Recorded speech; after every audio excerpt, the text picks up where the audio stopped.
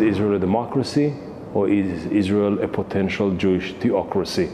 So I think that this definition will not hold water for long. In your recent article, Israel's Fading Democracy, you lament the state of Israel's democratic values. What are some of the most imminent dangers to Israel's democracy? It's not an easy question to answer, because you see weaknesses in democracies all over the world.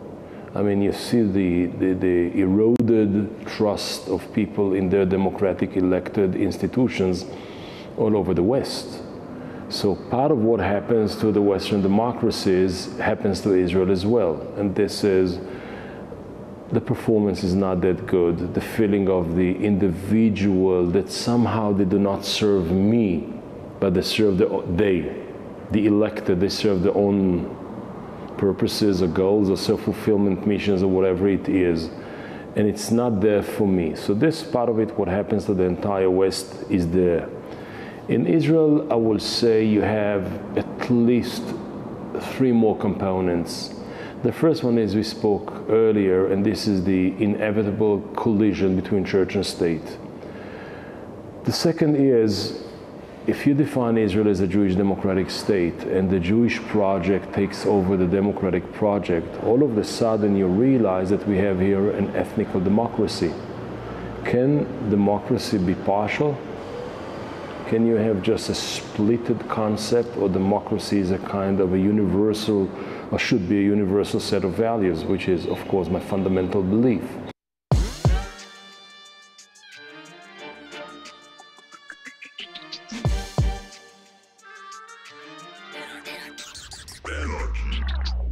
Welcome to the Michael Brooks Show. We're broadcasting live from Brooklyn, USA. Left is best. Comrades, friends, and enemies with super producer Matt Leck. Hello. Head theoretician David Grishkin. How's it going? Super producer David Slavic. He is roaming the digitosphere, Discord, in the online guerrilla war of the Jacobian left. We're wondering, is it going to be Jacobian left? We have to have a name for this TMBS guerrilla army. We're figuring it out. On this week's program, Alison Hartson. She's the Justice Democratic candidate for the United States Senate in California. She's taking on Diane Feinstein with a for-real platform of Medicare for all, antitrust monopoly busting of the major tech firms, getting corporate money out of politics, and reversing income inequality. We'll talk about why Diane Feinstein must go. And then crew, Bhaskar Sunkara. He's in studio. We're talking about, as we always do, the strategy for a socialist win, for a real left. He's been holding conversations. He just did an interview with Bernie for the Jacobin. We're going to get his take on Bernie's play now, how it fits into the larger social democratic project and the larger democratic socialist project, plus his thoughts on the ongoing coup and crisis in Brazil. Does it bring to mind Marx's critique of the Gotha program? All that.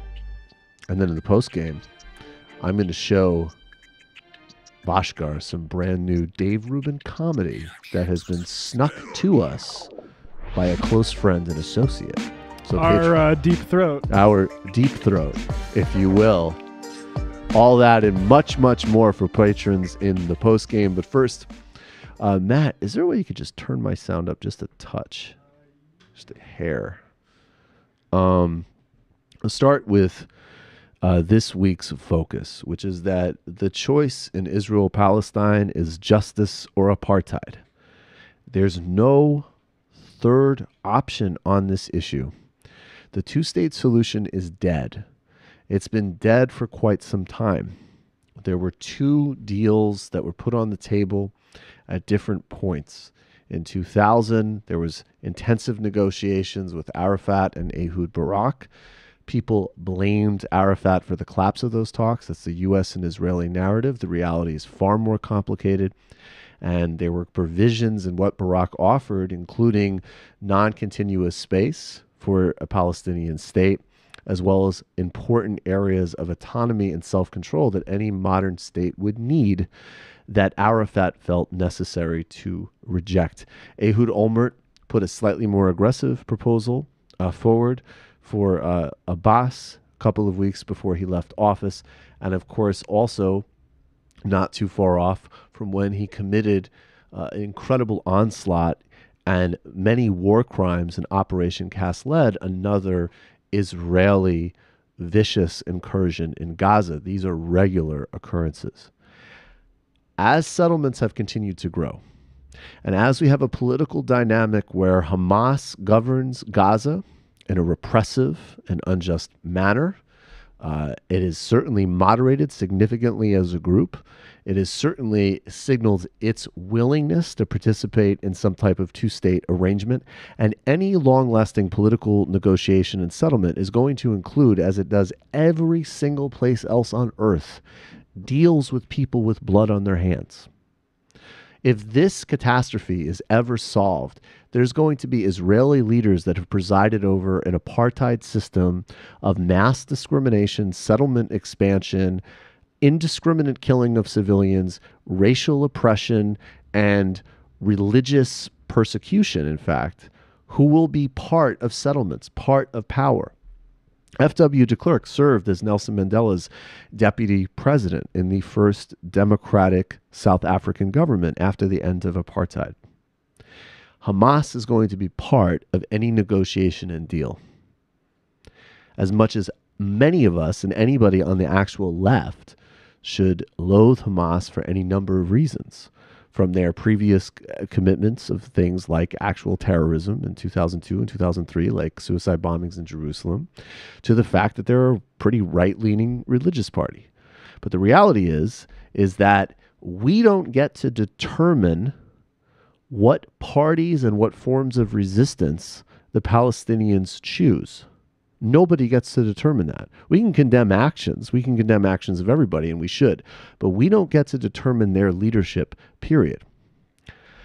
Now, what we've seen over the last several years as well, in addition to a disempowered Hamas in Gaza, Hamas run like what even David Cameron, the former British Prime Minister and Tory, called an open-air prison, with denying of access to humanitarian goods and all other atrocities imaginable. We have a West Bank Palestinian leadership that essentially serves as an Israeli security contractor. I am aware that Abbas will occasionally come out and say deplorable things about the Holocaust to try to provoke, to placate a political base. But the reality of the West Bank Palestinian leadership is one of a not only moderation and commitment to a dead two-state process, actually a often very complicit willingness to go along with Israeli policy. That's the actual reality, separate of stupid or anti-Jewish or anti-Semitic comments that Abbas has in fact made. Abbas has also been authoritarian in his own dealings with the West Bank Palestinian population, oftentimes in concert, certainly, with the ongoing and ever-expanding Israeli occupation. These are the truths. And what we've seen recently with the opening of the embassy in Jerusalem, over 60 people murdered by Israeli security forces, and people from Nikki Haley to that little worm Ben Shapiro talking about flying kites from a defenseless, brutalized, bombed, killed, and snuffed out population as some type of actual security threat to one of the most powerful militaries in the world would be embarrassing, surreal, and hysterical if it was not so utterly morally grotesque and repugnant. The reality is that this struggle, this area of politics, does fit in the mode of South Africa. It does fit in the mode of some of the most basic choices that we can make about democracy or not democracy, full security and rights for all, or only for some. I'm sure that if you are cultish about this and not thinking seriously, you won't take my word for it, and you won't take the word of the man we're about to play either, but this should at least be registered. This is Nelson Mandela speaking at a forum in New York City in his first tour of the United States. He's in Harlem. This is after he was released as a political prisoner for over 20 years in South Africa, and he spoke on the relationship between the African National Congress and in this case, at this time, the Palestinian Liberation Organization, but the struggle for Palestinian equity. We identify with the PLO because just like ourselves, they are fighting for the right of self-determination.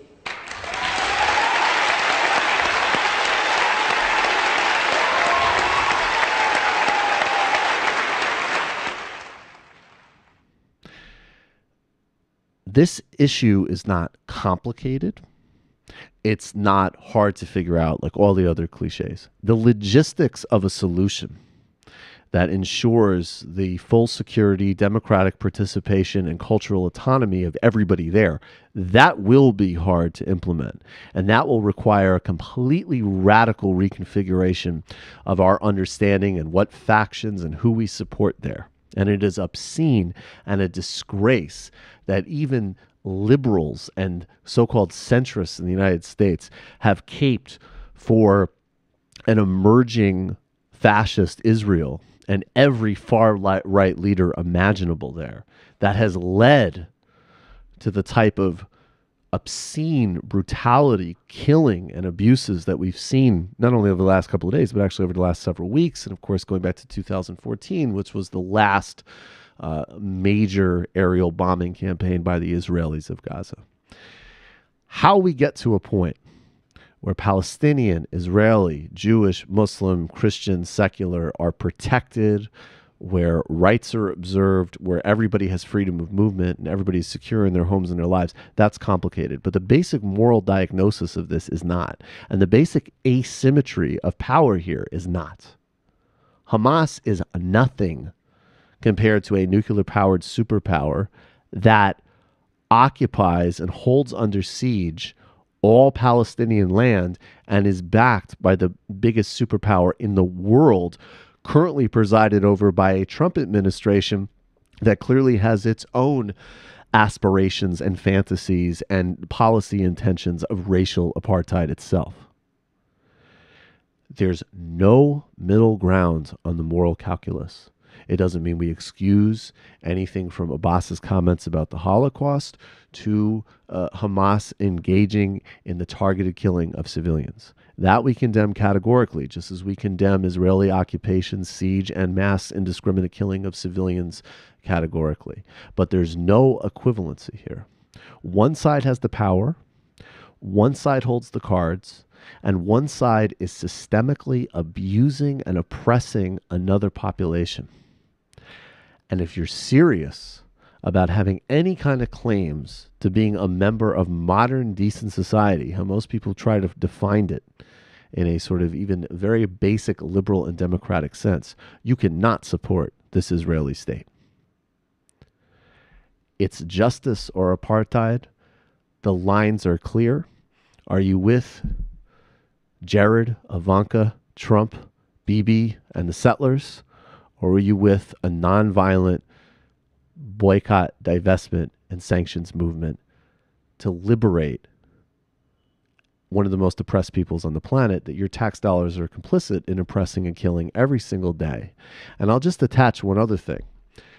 Actual oppression of free speech is the New York State Legislature and Governor Cuomo passing legislation that bars companies from getting state contracts that are observing a boycott against the Israeli apartheid state. That is oppression of free speech, not somebody whinging because a college student doesn't like their fucking YouTube show. Let's keep things a little bit real when we're dealing with actual real things. And that's really all there is to say about it. We have to get to the shout out. But actually, let's take a second first. What's going on, guys? What's the good word? This is the banter part of the section. We need to always remember the banter. That little set you did there really puts me in the mood to banter. I know. I apologize. There really was no. I do these commentaries, and there's just like, that is definitely something that the show, like, I still need to game out and figure out, like, that transition point on the show between, like, you know, diagnosing something like that and then kind of pivoting. I do that on dates all the time. It's like, I've been going on about this. It's just because it's like a conversation we've had earlier in the day and it's just still in my mind. And I'm like, wait a second, we were actually having fun here. Do you ever do? I've gotten better at that. I remember one time recently that I caught up with this girl that I used to date. And she just laid something on me that we like, that I went on some like political tear, like, you know, and it was like, you know, like, Michael, like, it's midnight, we're at a bar, like, what the fuck are you doing? And my first impulse was just like total like Trump, like, I didn't do that, don't remember, it's a total lie. Do you get into a political thing on these dates? All the time. Yeah. Like like pretty much anything will lead into like some sort of either political bit, like political opinion, or conspiracy thing, like or conspiracy. It's thing. like everything funnels to that. But the good thing is, like, I feel like women are more into hearing about that stuff than maybe they would have been. And this is just, I remember. I know. I think that is true. Like, I don't think. It's I think just everybody's women. more open to that now. Like, it's also a fine line because it's like, I understand that political people, by and large, that we can be an extremely annoying bunch, and people don't want to hear it. And I think that that's like totally valid. But at the same time, there's also like the other extreme of like, yo, like, if you don't have any like sensory awareness of your fucking world, like, I can learn to shut up on my political rants, but if you literally are just like, politics, like, yeah, I don't really want to talk to you. Like, come on, like, we're not. There are no sidelines. Not anymore. I would take a impassioned political discussion with somebody at a bar any day over those horrible careerist political conversations that you hear in D.C. Oh, well, of for course. Years. Of course. Well, D.C. is a whole other sick animal. Because all that happens, I feel like, in D.C. is like the same boring conversation you get here, like a Murray Hill conversation about working in finance or being like a junior account manager just gets transferred to like whatever scumbag congressperson 100%. people are trying to work it's all for. About who's boss and stuff like right. that. I will say, Right. if I was in finance, I would have much preferred dating like 4 years ago than now. Like, finance thing seems to be kind of like, people seem to be over that. The brand's taking a beating. Yeah. The brand is taking a beating. All right, guys. Well, you know what? I think that was very well done banter, frankly. We have this shout out to get to. I forgot what I was going to say. Well, you broke the third wall well, and you got us where we needed to go, super producer Matt. So I'm very excited as we get to this shout out, which will also foreshadow tonight's gulag. I am so excited about this. DJ Danarchy, the genius, the inimitable, the fire beat maker, one of the most talented guys on the planet. Check him out, at DJ Danarchy on Twitter. Danarchy Productions. He's a genius. I have requested, and of course he already made the intro song for the show. He's a genius. He's a generous genius. He's a generous genius. I would love to have him in studio sometime. He gave us a beat for the shout out, and here it is. And we're back. Danarchy. I don't want to get greedy, but if Danarchy could give us a shout-out beat, that would be ill. Top of the line professionalism. Let's get to the shout-out. Shout-out. Creepy. Shout-out. Weird. I think that's creepy. It's incredible. Shout-out. This is crazy. Shout-out. This is out of control. Shout-out. That's creepy. Shout-out. That's weird. Creepy. Weird. Crazy. Shout-out. This is crazy. This is out of control. This is weird. Shout out. Dude, I cannot convey. I literally, when I opened that in my email on the way to work today, I actually like listened to it like in lieu of podcasts on the walk. Seattle City Council has unanimously passed a Seattle City Council approved, I'm quoting now from Gizmodo, a Seattle City Council approved version of a head tax plan, a progressive tax plan on big business to combat homelessness in the city, putting end to months of fierce debate. This is an urgently needed piece of legislation that goes, of course, right to one of the most extreme examples of the structural inequality and abuses that define our society today. This is, Seattle is representative of most leading cities, has a, extreme inequality problem and an extreme homelessness problem. And this was a small, modest, but important intervention to both reclaim some wealth and target an incredibly important problem. Jeff Bezos and Amazon have been whining and putting a significant amount of money against the measure. He put in, I believe, $100,000 himself to defeat the 1098 campaign. And Amazon, which is fighting this with all they've got, or with a significant amount, made $5.6 billion in profits last year and effectively paid nothing in federal taxes. And we'll talk about Bezos more later, one of the worst people on the planet. But I will just say he once told an interviewer that he thought about founding his internet bookseller startup on a California Indian reservation to escape taxes. Tech entrepreneurs are your enemy. All right, we're going to do a brief pitch here. Okay. I'm really not mad at almost like a entirely dipshit-fueled TMBS. There's a new show that's just for patrons. It's just for the patrons of TMBS and for our brothers at Count the Dings. This is a brand new show just for you. It's called Woke Bros, and it is co-hosted by myself and Big Wozni Lambre. The second episode is going up either on Thursday or Friday. We haven't decided when we're going to release it, but either Thursday or Friday. We go into the class dimensions of the Azalea Banks attack on Cardi B. Plus, we talk about why for Ollie North, crime has always paid. And we get real about Israel. WAS stands for LeBron. This is a whole other show, guys. It's a significant addition to content for all patrons. So that's happening. We continue to grow. 2,000 patrons is the next goal. We hope to reach it in August.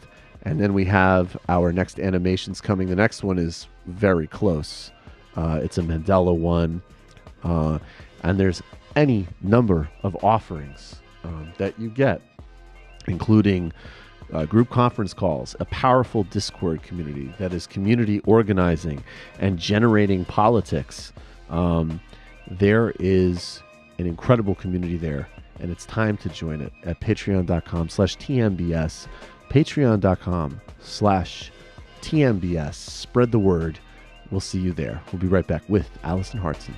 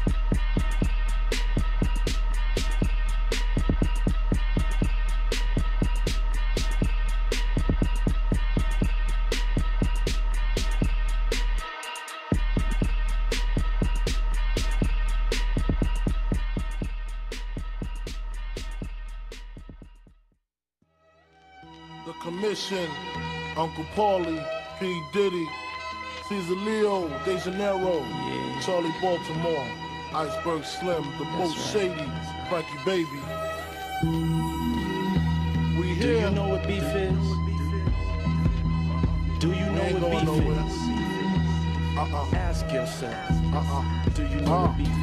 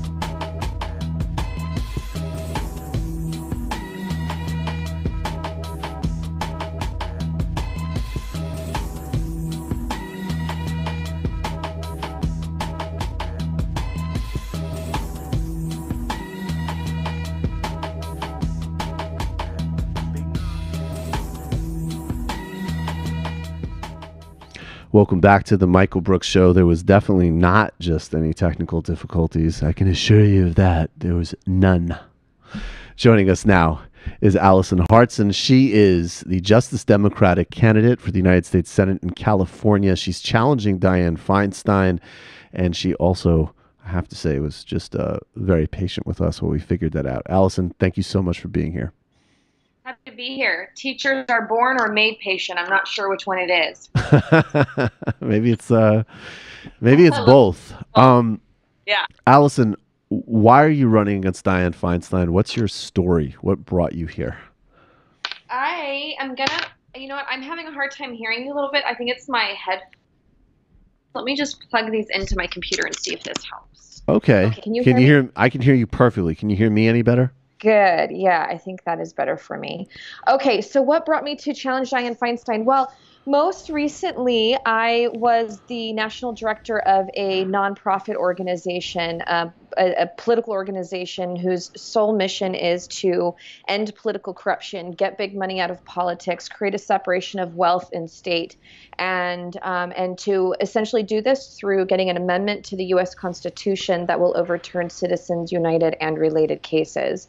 And so through that, I traveled around the country working in blue states, red states, purple states, got measures passed through California state legislature in New Jersey, Illinois. We've done it in like 5 states and through several state chambers. And it was through my experience there that I realized that if we're going to get the policies passed that we need, Medicare for all, a true progressive tax structure, a green economy to replace essentially a military economy, education reform, which I was a public school teacher for 10 years, so that's near and dear to my heart. A number of these things that we need, we're going to have to really do it ourselves. And the way that we do that is by running for office, and doing so by refusing corporate money and PAC money, which is why I'm doing that. It'd be quite ironic if I was accepting that money after just running this national organization. Mm-hmm. And then, if we can't run for office, that we support people who are running on these platforms and refusing those kinds of campaign contributions. And we're just at a gridlock. We're at a political gridlock which is leading to quite the social gridlock. Alison? I am confident, can you hear me? Yeah, we can hear you. You just faded out for just 1 second. Yep, you're good. Oh. Okay. That's essentially why.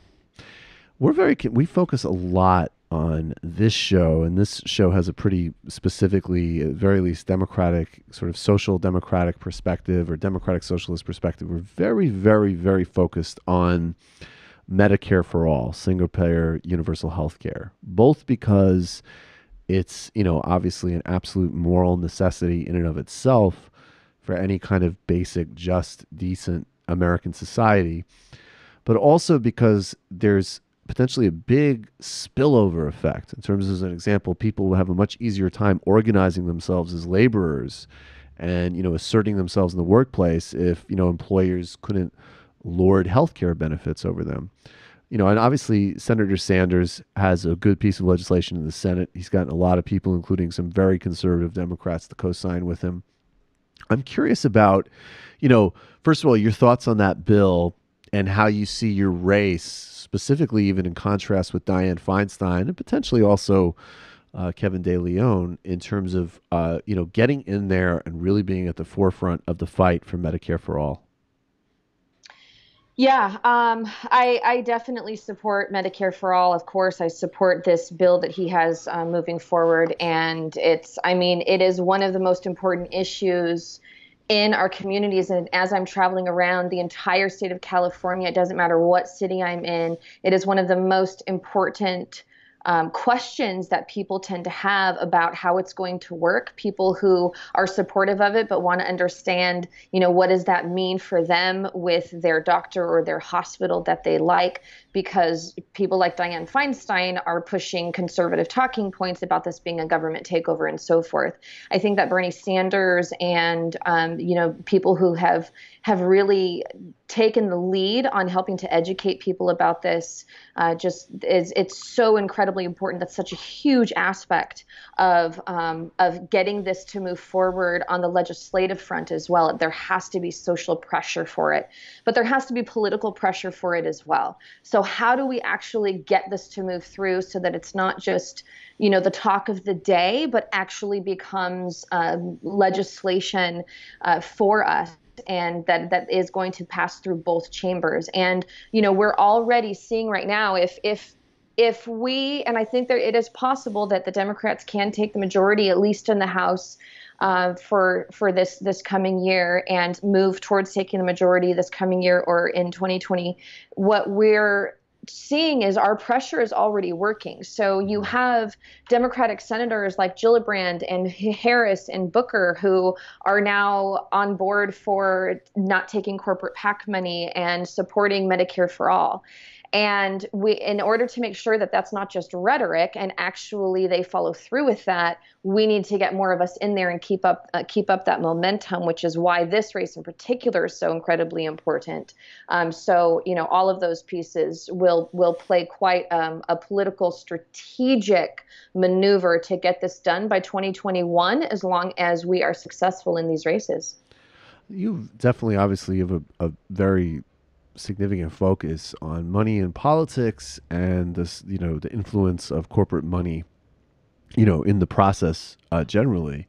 Maybe we could talk more about the pros and cons of the constitutional amendment some other time, but it's definitely really fundamental to dealing with all of the crises in American politics. And I'm wondering, specifically representing California, that part of the sort of next wave of really predatory monopolistic companies that we have to deal with are, in the tech sector. We were just talking before about how even, Amazon and Jeff Bezos is even throwing a tantrum over a modest tax increase in the city of Seattle to help deal with the homeless crisis in that city.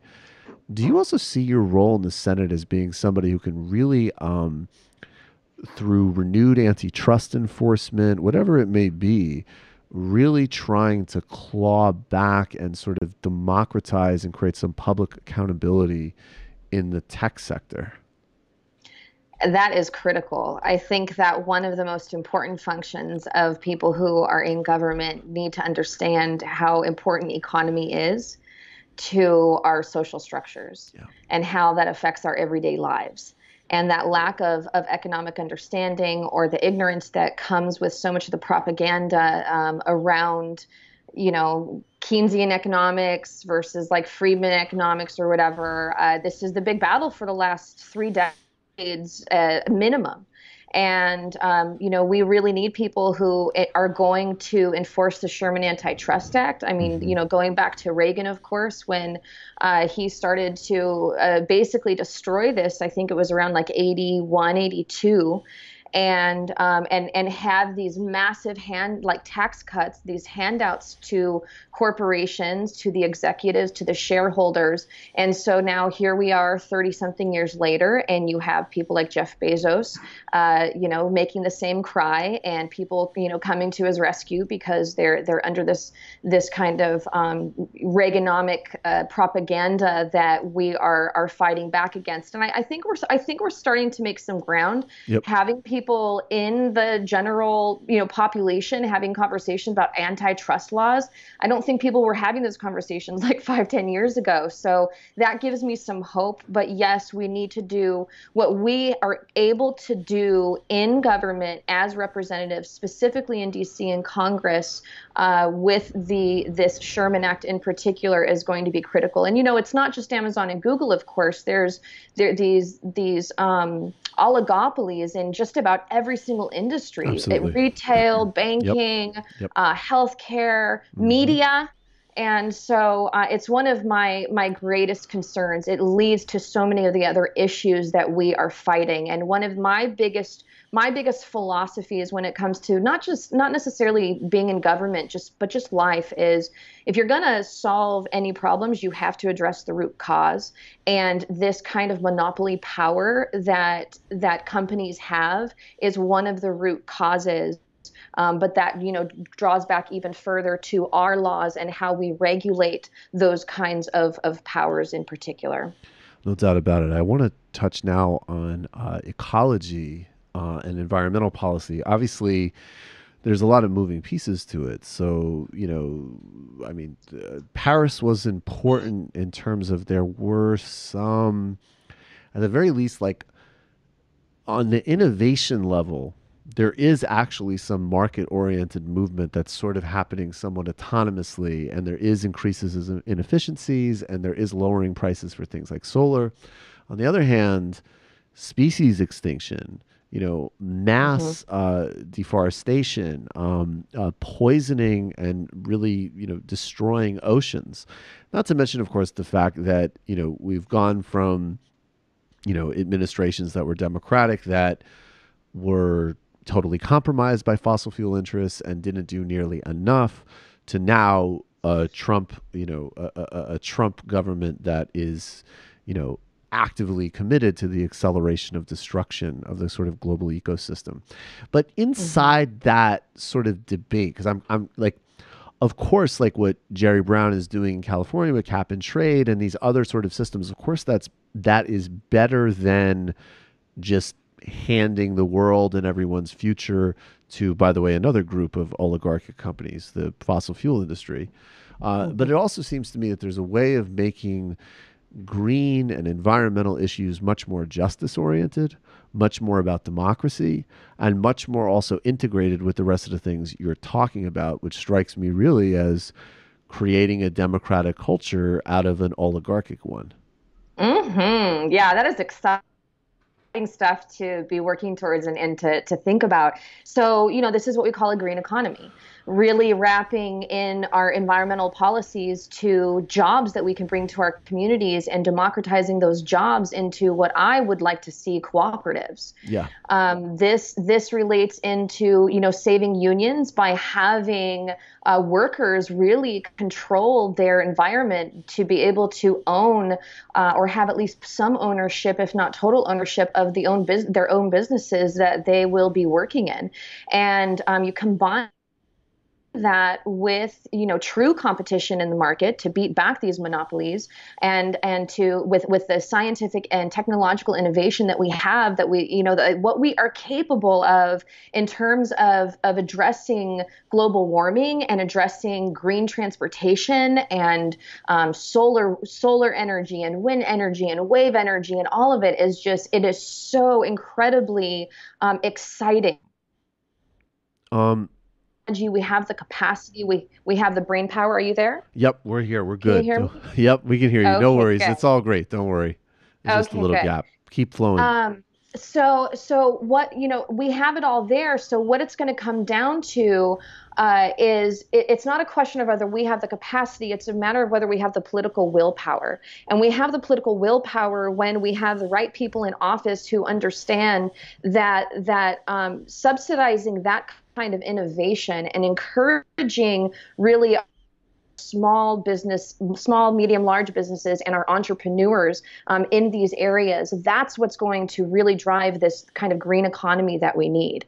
Whenever we are really addressing having some kind of shift in these, like let's look at, for example, legalizing marijuana. Right. So as we're making shifts towards having a more like liberal society, if you will, or progressive one, what are we doing to protect our entrepreneurs, our small, in this particular case with legalizing marijuana growers and sellers? Right. How do we protect them against these monopolies and without stifling innovation? And these are the questions that our government should be having to protect our workers, not just in the country as far as I'm concerned, but around the world. I like that you said that, because we are going to touch a little bit around the world, and then I'll give you an opportunity to really thoroughly compare and contrast yourself even more directly with some of your opponents, including a Republican candidate that's actually kind of unbelievable, even in the age of Trump, how well he's running. But I do want to ask you about Israel-Palestine. And I know this is, tricky question for some people, but to me, it just strikes me that particularly if, you're running on a for real, no nonsense, like actual progressive mantle, and promoting all of the things that we, desperately need across the board. This is an issue where, at the very least, the Democratic Party needs to say, and this is my editorializing, and then I'll get your response to it, that this is not, talking points about a peace process that is not in process now, as a way to delay and divert very significant systemic human rights abuses and an illegal occupation by the Israeli government. And even, just what we've seen over the last couple of days, just being a clear, unequivocal crimes reflecting a broader system that is just entirely unacceptable, the occupation of the West Bank and the siege in Gaza. And, Bernie Sanders obviously has made some steps in this direction, even as an example by saying that he supports the Meretz party, which is probably the only they wouldn't be my preferred party. I would be a unified list person, but that's at least the only like actual liberal party in Israel. So are you someone that if you get elected to the United States Senate will take this more humane oriented approach to dealing with ensuring security and rights for everybody there, Israeli and Palestinian? Yes, 100%. It's not even, it's kind of a no-brainer for me. Right. And when I think about what's happening with Israel and Palestine, I can't think about that without thinking about the abuses and these kinds of conflicts that are happening around the entire world. This is one of many where there are, humanitarian abuses happening where the innocent civilians are really the victims on both sides of what is, throughout history, a government's war, a general's war.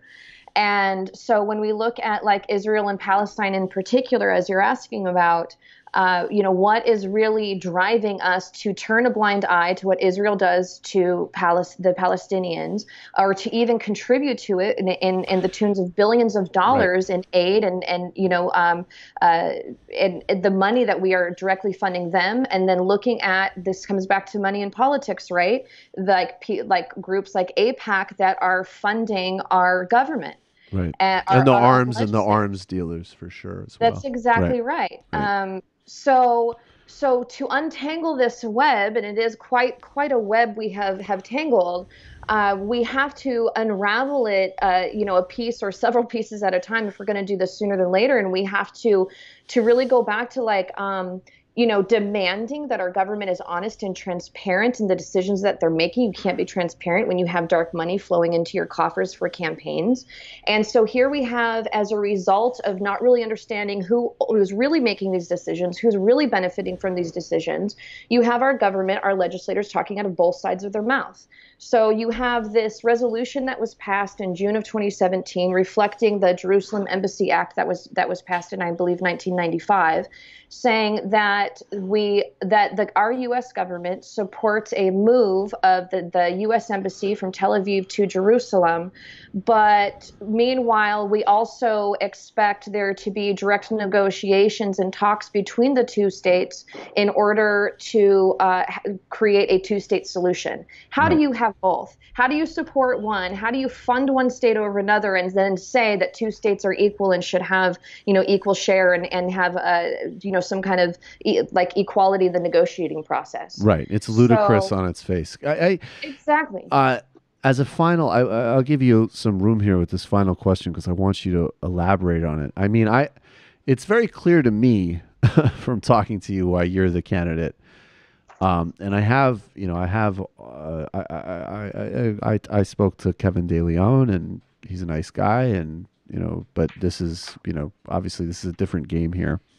Is you have to really compare and contrast yourself, primarily to Diane Feinstein, but anybody else that you'd like to talk about in this race, and really assert, why people need to get behind you, and it's obviously it's an uphill underdog battle, but it can happen. It's a very interesting time in American politics. Just go for it. Make that case. Whatever the issue is that you are most concerned about, we have got to come back to what is causing these issues to be what they are and what is preventing us from getting the change that we need. We all know that it comes down to corruption in our government. And we all know that at the heart of that is who is buying and selling our legislators. And so we can't continue to complain about this corruption. We can't continue to complain about the lives that are being lost around the world and in our own country if we continue to vote for the same kind of corruption back into office. So just take a look at this race alone. I am the only candidate in the entire race, even with those who are really good on policy. I am the only one who has the highest percentage of small dollar donations. So at 72%.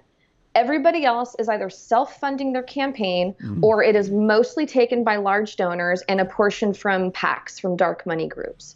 That is hyper problematic. If you can self-fund your campaign, or you can rub elbows with people to get large money, how are we going to change and fix this system? Right. You know, my campaign is absolutely showing that, like, the people support me. And it's not just because, and it is in a good part because I have an amazing team of people who support me. But the reason they support me is because I'm the only one in the race who has the experience taking on the establishment, going toe-to-toe, and not being afraid to call them out. There are people who say they'll call them out. There are people who are trying to prove that they will call them out. Everybody's trying to be like out-progressive each other. But just look at my record. I gave up my career as a public high school teacher to run a national organization at 50% of what I was making as a teacher. Right. I got rid of all my stuff, put it into storage, hopped on an airplane, and lived on an airplane for 10 months out of the year. And believe me, those are no bragging rights.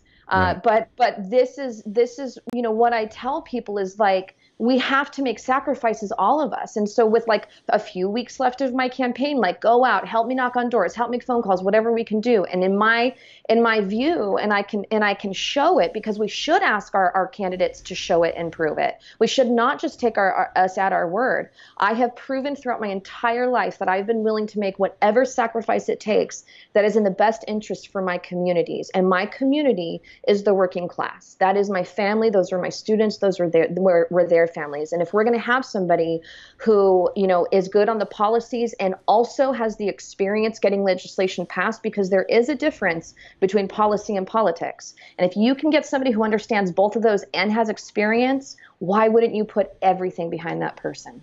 Alison, I'm with it. I really appreciate your time. Alison Hartson, there's links to all the ways you can find out about her campaign in the show description. Alison Hartson, I really appreciate your time. Thanks so much for being with us. Thank you. I love your show. Thanks for all your work. Appreciate it. Thank you so much, Alison. Sure thing.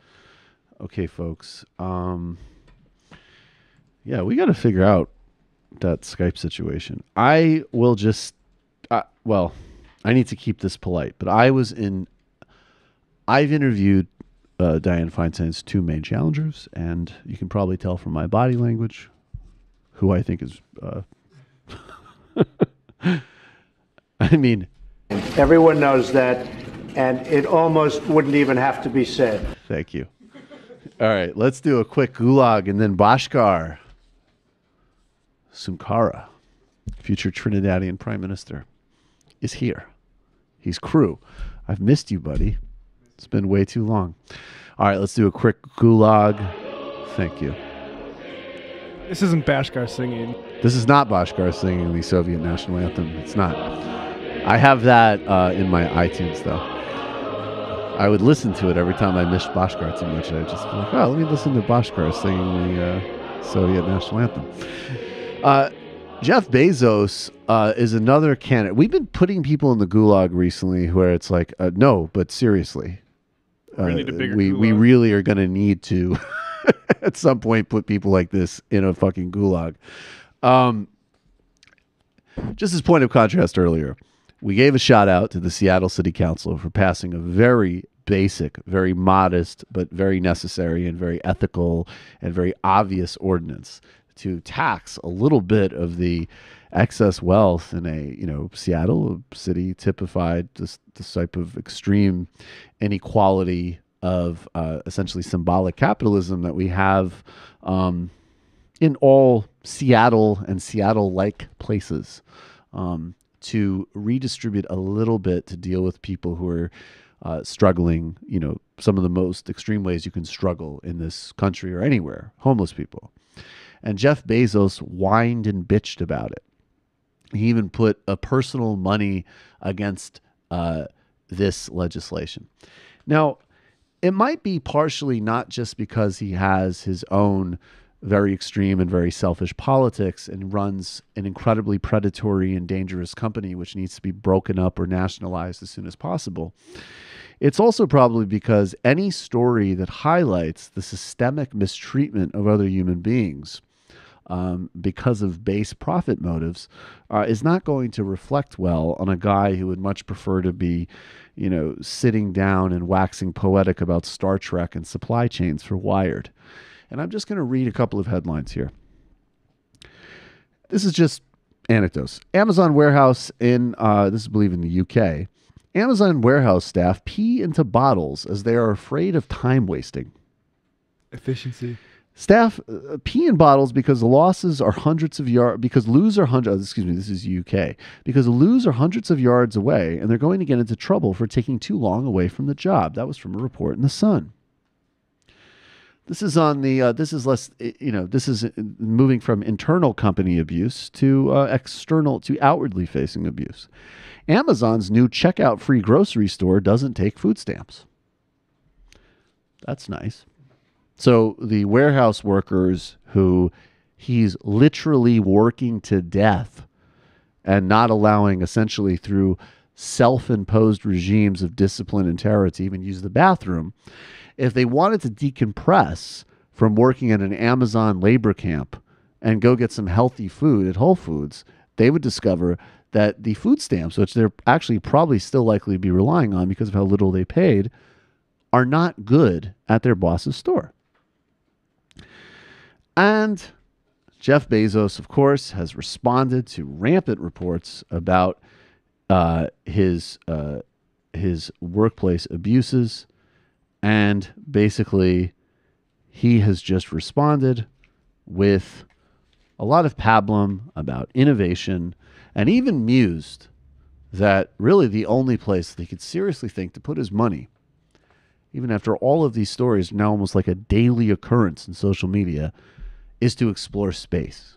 Because apparently Elon Musk threatening, Elon Musk is threatening his shine. So he needs to clap back on space, not let people take a piss. Jeff Bezos belongs in a gulag. These tech people are not only not your savior, and the only thing I will say for them, and I've learned this especially from talking about Elon Musk, which hopefully after the Corey Pine segment, we've been able to, get rid of some of the embarrassing delusion that some of you people have about Elon Musk. I will say this for predatory techno-capitalists who have way more resources than they should ever control and never have your best interests in mind. At the very least, Jeff Bezos and Elon Musk were not spending time on social media defending other people that were richer than them. They actually had better things to do. So if you're standing for them, I don't even know how to begin to approach the level of cuck that you're in. Every single pro Elon Musk comment on a social media platform, you should record and put on Pornhub. Should be recorded and uploaded to Pornhub immediately as watch me being cucked and wanting it by socially maladjusted unearned billionaire humiliates and defiles me again, uploaded on Pornhub. So Jeff Bezos to the gulag, crew Bhaskar Sunkara to the chair. We're going to take a 1-minute break. I got to run just for a second, but we'll get Bhaskar set up and be back in a minute.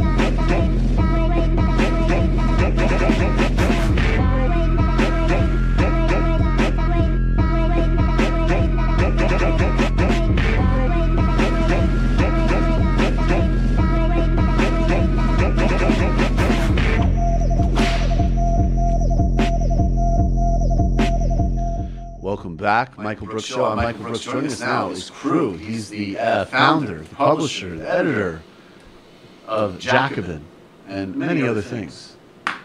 Bhaskar. Thank you for having me. It's a pleasure. I've missed you. It's an honor. I really have missed you. Yeah. I was thinking about our when we went to see the Yankees the other day in the playoffs. Because baseball season's starting now. Yeah, the Yankees are maybe the best team in the league right now. Is that going to last, or are they going to mess it? I think the Yankees and the Red Sox and the Astros will all be in the mix of the best team in the league all year. Okay, and you're a diehard Knicks guy. Yeah, Knicks is my main sports. That's why I excuse myself for being a Yankee fan. I need some winning my life. Your sports. Yeah. Actually, it's a lottery tonight. I don't know. Maybe it already happened, or maybe it's happening right now. The Knicks. We'll soon find out what the Knicks are picking. I think it'll be 9th, but hopefully it's top 8. Okay, I'm honest. I'm watching the playoffs, which I'm really enjoying. I think we should watch some playoffs together. But is Phil Jackson? Have they fired him yet? They fired him. They fired him beginning of the year. And yeah, they have a good new head coach. I think they're in good shape. It's not going to be the same cycle where you love them for a couple of months and then mid-season you're just like, you bastard. I don't think I don't even have the disillusionment cycle. Yeah, it starts and ends with disillusionment, but that's okay. Did we talk about how Phil Jackson was like basically he's the basketball third way? Like it worked in the 90s? Yeah, right. Yeah. He is the basketball third way. Yeah, no, I don't think I've heard that one before. That's pretty good. Yeah, I feel like we did. Where's Porzingis at? Porzingis is going to be injured most of the year. He might not play a single minute next year. That's already established, or that's just your prediction? He's at least out till March, but February, March. But yeah, I don't think they would make him play the last 2 months for no reason. Yeah, that doesn't make sense. All right, yeah. But we're going to start in an unusual way because we're going to talk about Bernie and we're going to talk about Brazil, and Brazil's very tough for me, and I know we've been talking about Brazil quite a lot on the show, so I think it's very important. You were just there. But first, I've been doing, you should get your headphones on for this. I've been doing some talent scouting for you because I know, like, you and I, as part of our friendship, we show you, say, hey, Michael, this is somebody who might be able to help you at your show. This is somebody you should check out. And I say, hey, man, like, we're constantly trying to, like, kind of screen information for each other. And I found on Jesus and Mero, they highlighted somebody who I could either see as a Jacobin development and investment director or as a potential restaurant dining critic. And I want to play this segment and then just get your reaction to this. I was more angry inside than embarrassed. This woman is the latest victim of the man believed to be a serial... got him. Yo, your man is the Yankees. Okay, pause it. So apparently, this is the third segment that they have done on a guy, I believe this is in California or LA, who is known as the Dine and Dash Dater. And he goes on dates with women that he meets on Tinder and then eats and leaves. And he says, I got to go get my phone charged. Yeah, he's always like, I got to get my phone. This is his latest victim. I was more angry inside than embarrassed. This woman is the latest victim of the man believed to be a serial... got him. Yo, your man is the Yankees of Dine and Dash right now. He's so hot. Fine, bro. He's so hot. He's a dynasty. Dine and Dasher. He just knew all the right things to say. Like, waiter. You mean check, please? And that's what, like, really makes me, like, angry inside. He sent her this photo showing off a buffed bod. That is definitely beefcake. I don't think that's his body. Yeah, you think? I mean, yo, the niggas eating shrimp scampi every night. Like, you worried about beefcake? He running off on beefcake. Like, yo, be focused, ma. Did you get to see his body, or did you get to see the back of his head when he was running out of sizzler? You just saw the smoke outline when he's like, pew, pew. Carol was excited for their date at Mercado Restaurant, but things took a strange turn. Oh, this is the best Gonzalez told her he had already eaten a full meal at the restaurant by the time she'd arrived, but he still ordered another steak dinner. He was like, another one.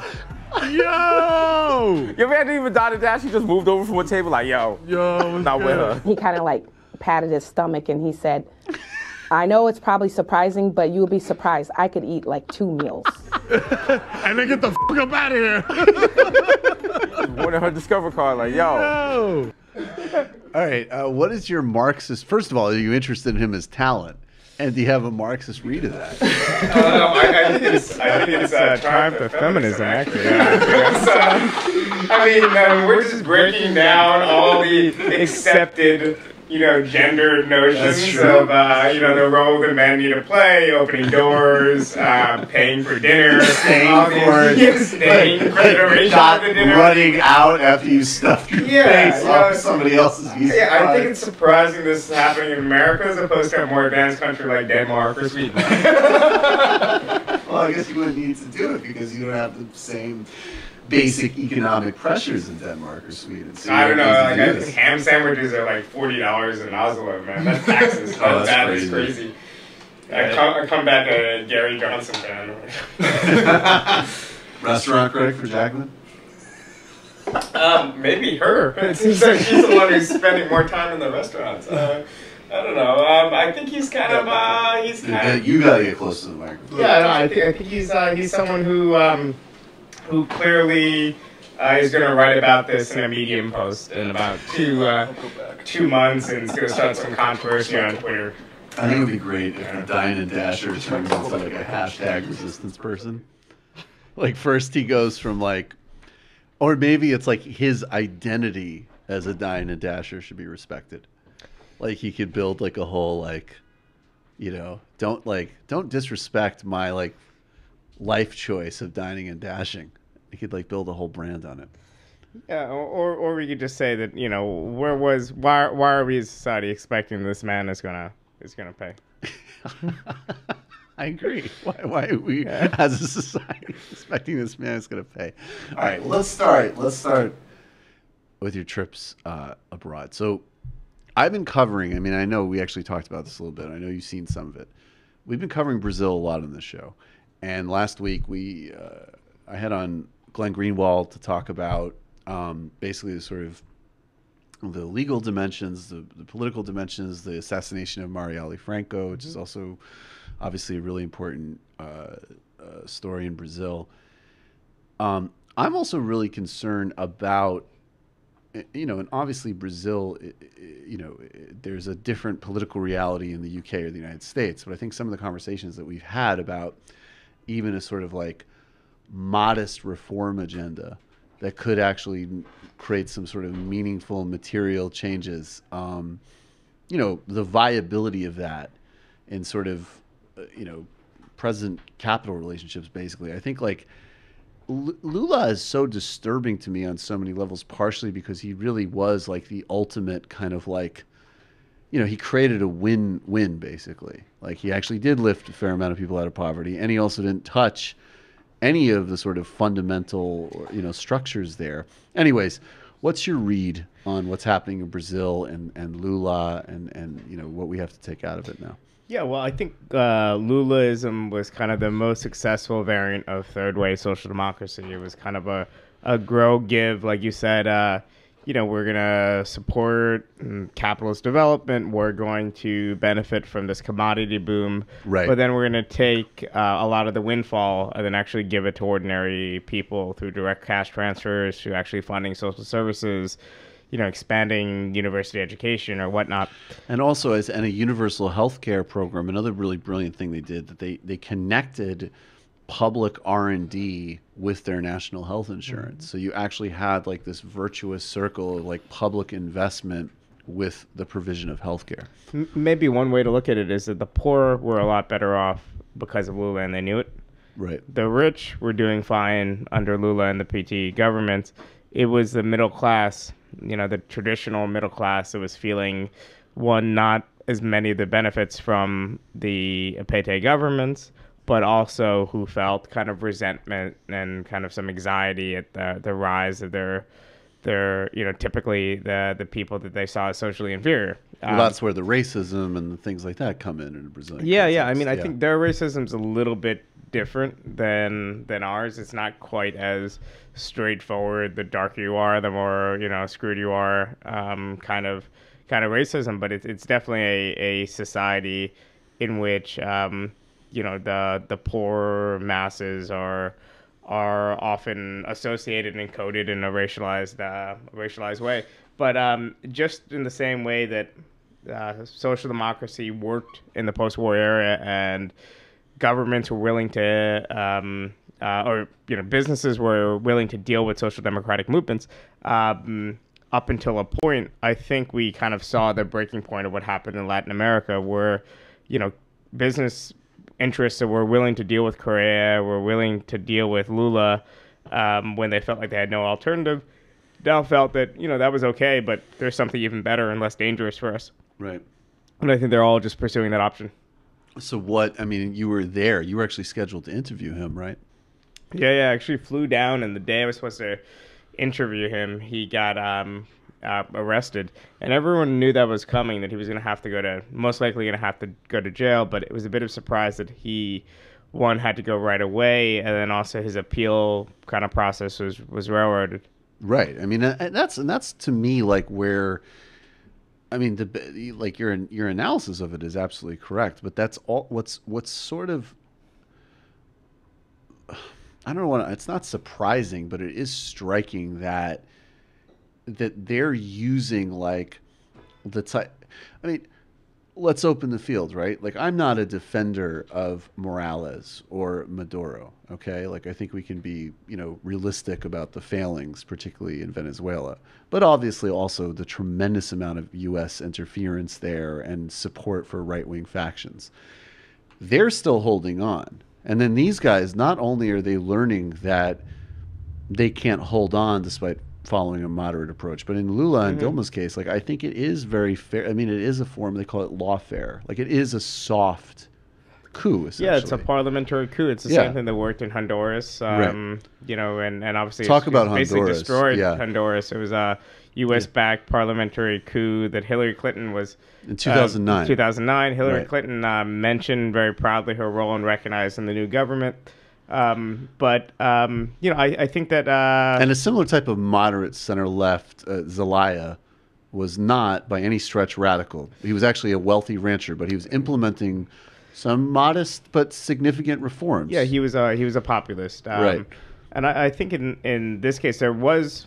I think we have to acknowledge there was a real problem with corruption in Brazil. It was just endemic to all parties, and that did lead to kind of a anti-corruption movement. The anti-corruption movement had both left and right-wing components. There was this anti-establishment movement from below, among students, among other people that did really have, it had some impact. I would just say that I don't personally believe that there is a type of anti-corruption politics that could ever work for the left. I think we need that more, because I agree. Yeah, I was actually on a show recently talking about Lula, and one of the things I said was like, and I don't mean like in a broader context, obviously. Well, I actually just want to stipulate two things for you to respond to. Why don't you explain why anti-corruption politics won't work for the left? And I also think it's very important to understand that, especially from a U.S. media and content consumption perspective, that like the compromises that Lula and Dilma made to make deals with, sort of like the agriculture sector and the industrialists and corrupt Brazilian political parties, that was all part of the reporting of him as a rational centrist who grew up and understood politics. That when it served, a different narrative. Now it's corruption.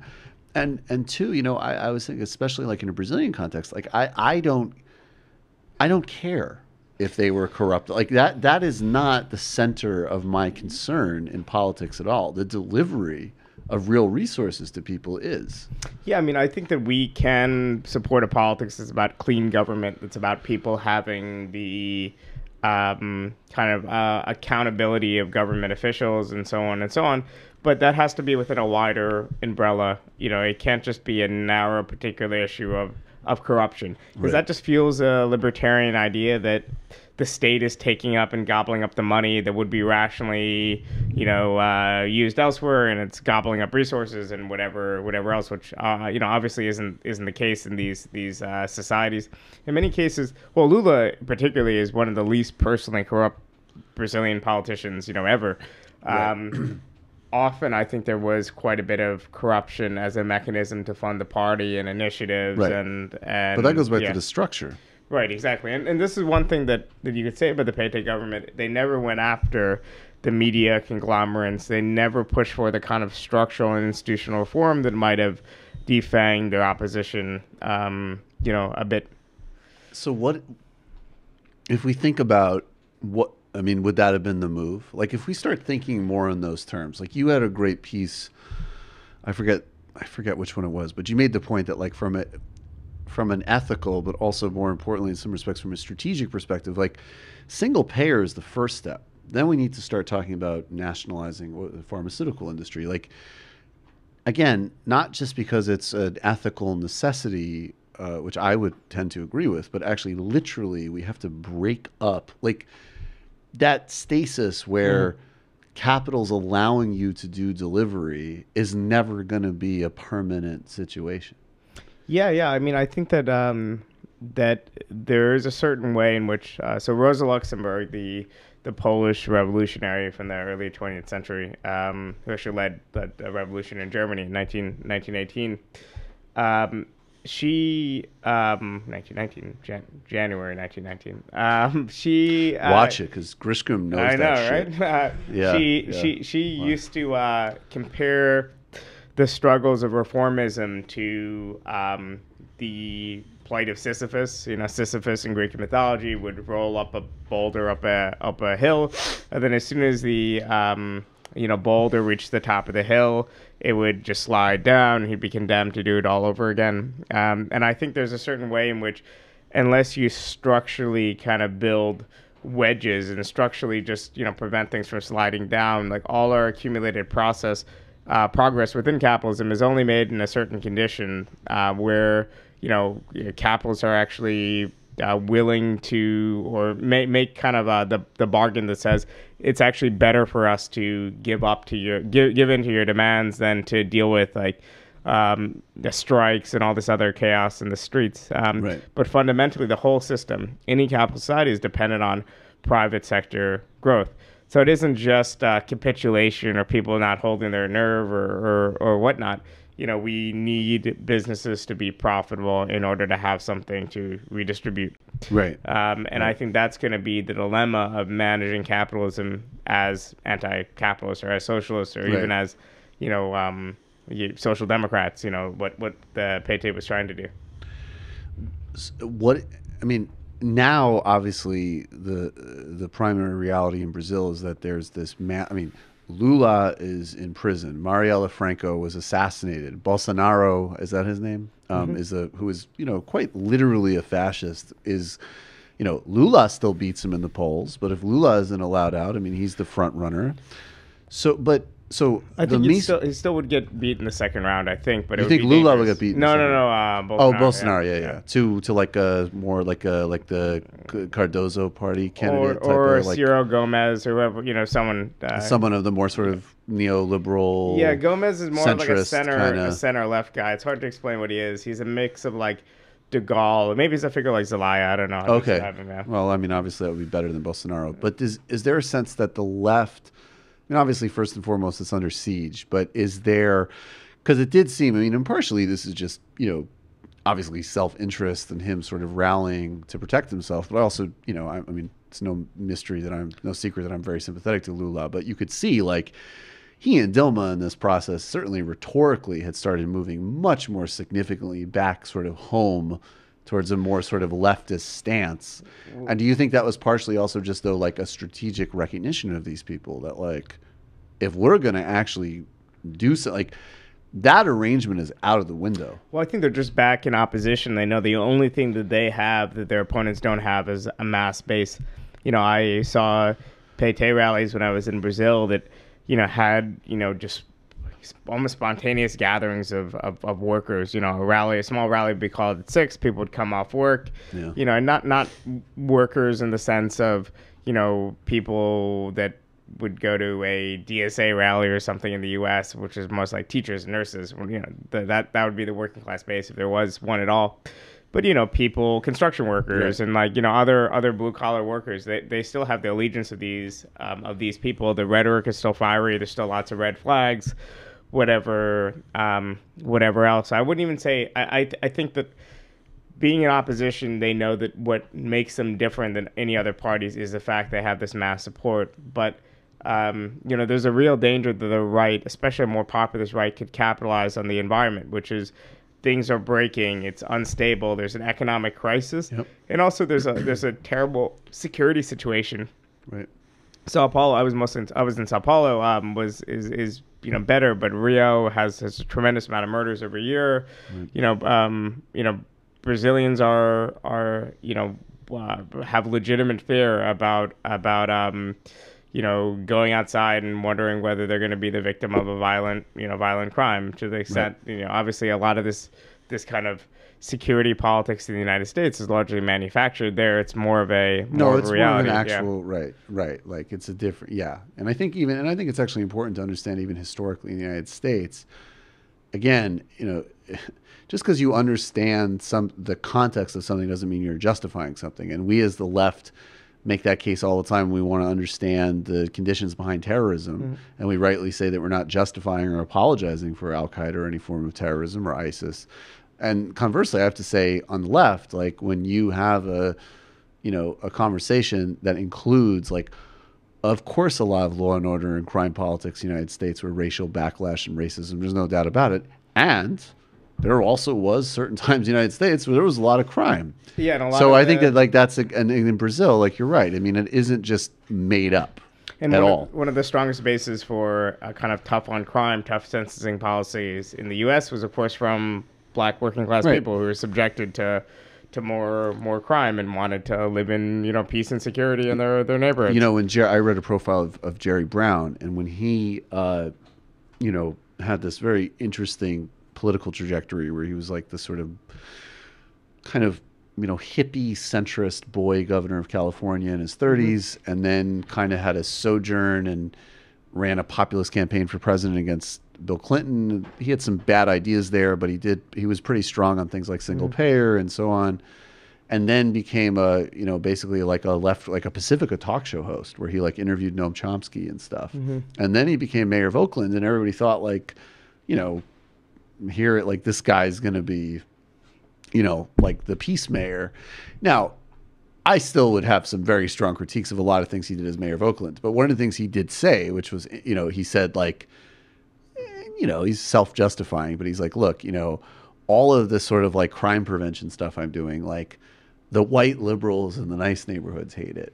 And everybody in like actual working people of color neighborhoods, like, are very, and, you know, the numbers bore him out.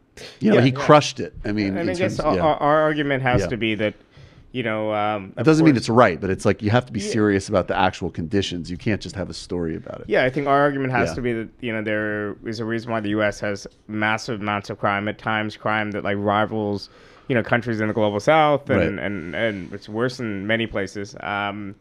Is because we didn't invest in actually creating jobs programs and social services at the end of the 60s and the 70s, and we let communities die. We let public housing go completely unfunded and dilapidated, and then you know, we look back at public housing 10 years later and we're like, oh, look at that place, it doesn't work. Public housing doesn't work. You know, so there's been, I think, systematic disinvestment that, you know, makes crime a more viable choice for people. But, you know, I'm of the opinion that, you know, of course there's going to be some amount of crime, you know, always, right? Of course. And you just need kind of it's not all socially generated. Yeah, of course.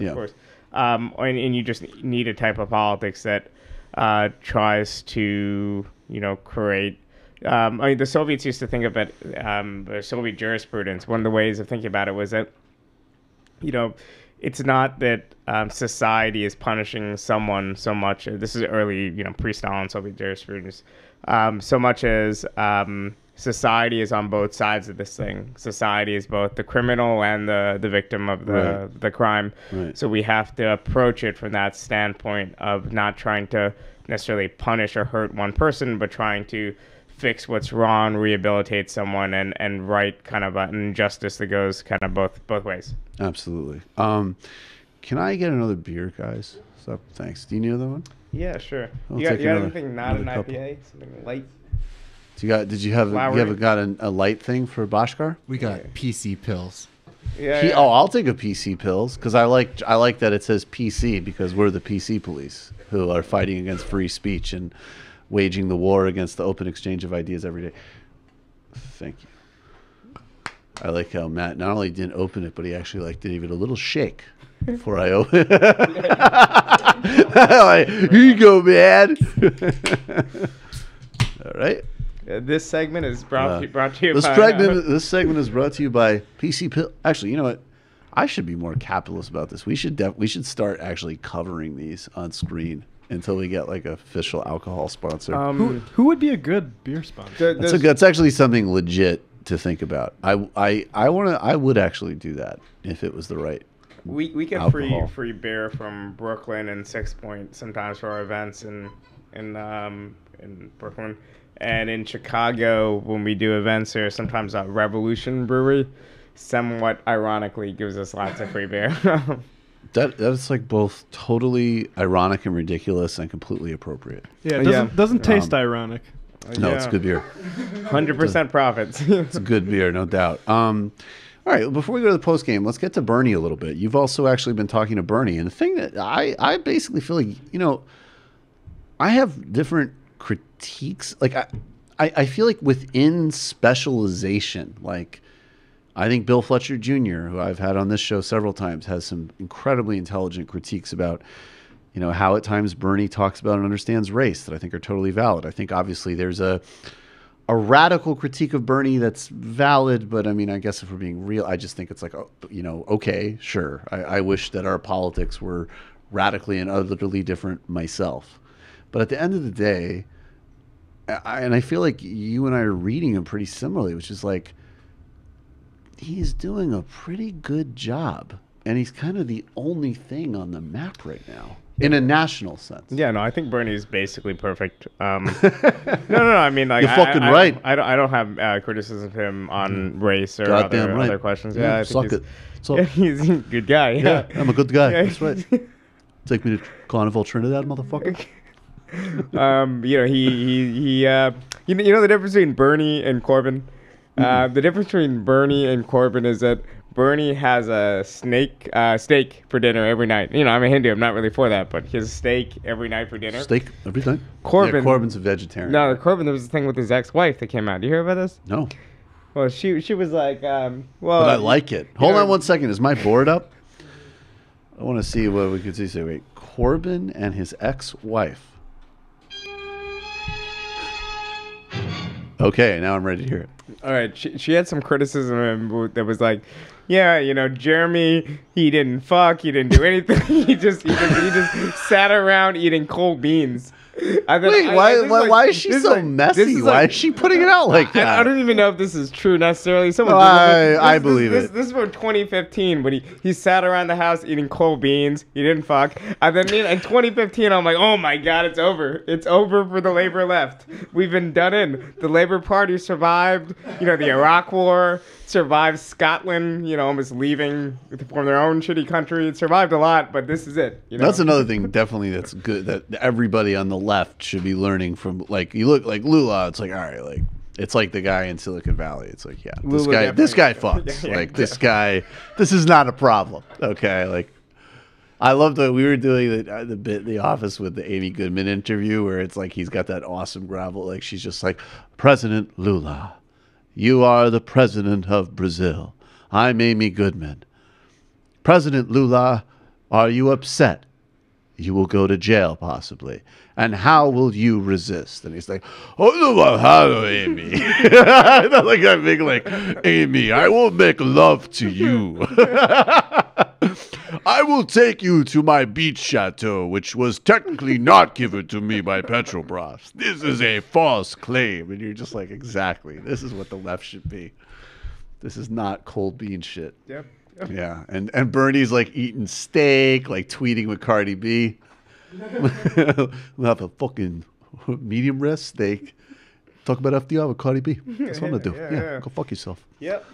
I mean, and I really hope he runs in 2020. I'm getting worried. But you interviewed him, right? I mean, but it was. I mean, all kidding aside, like the message, like you've been a strong advocate of like just inject some basic class politics into America, and he does, and that's distinct. Because even things that are very laudable, and I agree. Like I agree. I think Alison Hartson is great. And I think money in politics is a big problem. And so does Bernie, obviously. But it's a symptom of basically just like oligarchic control. And that guy, he knows how to make that case that like there's a misalignment of resources. These people have it. You should be pissed. Here's how we deal with it. Yeah. And he's frustrating to interview for that reason. It's like robotic. It's like almost interviewing I don't know, like a Trotskyist, like, member of a small Trotskyist group or something. You know the script. You get the script. Workers and peasants of the Bronx, blah blah blah. Right. You know, and with Bernie you get that a little bit, but that's his discipline. You know, he keeps a very small circle. You know, he's read like 6 books in the 1960s. and he's stretching those books. It's like me throughout all of high school and college, with like references to Old Man and the Sea, like the only book I read that was assigned to me in high school. You know, that's Moby Dick, you ask. This brings to mind the Old Man and the Sea. Very another book about a fish. You know? You think he will run in 2020? Let's do some of that speculation.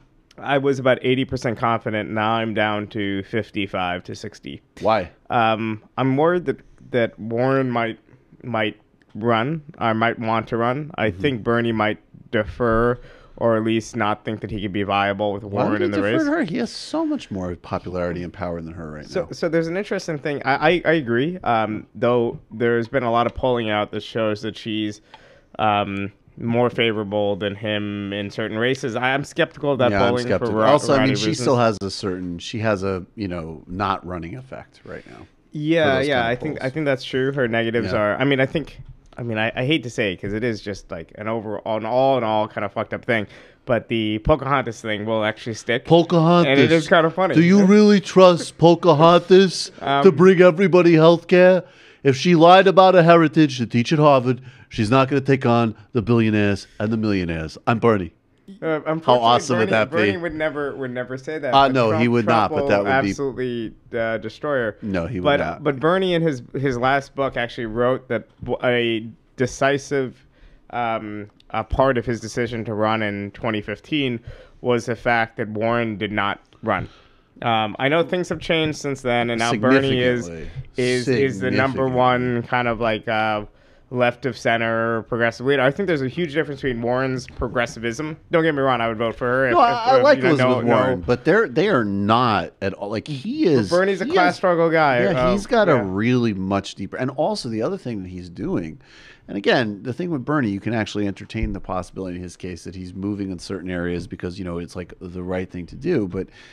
He's also, and whatever. It's never going to be a primary, and I mean primary not in the sense of like political primaries, but it's not going to be, foreign policy is never going to be a primary issue. But I think it's very interesting that he's already he's created a lot of daylight even on that with her before 2020. Because her politics are still totally like, there's some areas where I think she's genuinely good, genuinely progressive. I think she would be serious about healthcare. I think she would be good on obviously some Wall Street stuff. Yeah, I think that's real. There's broader stuff, not so much. But and now she's totally like, Israel can do whatever it wants whenever it wants. She hasn't spoken. I mean, he's really been clear about. I mean, ironically, talk about protecting and respecting Obama. Saving the Iran deal is instrumental in protecting and respecting, Barack Obama's legacy. Like, really, that deal does, I think, actually credibly, like, you can make a strong case for his presidency almost entirely on that deal.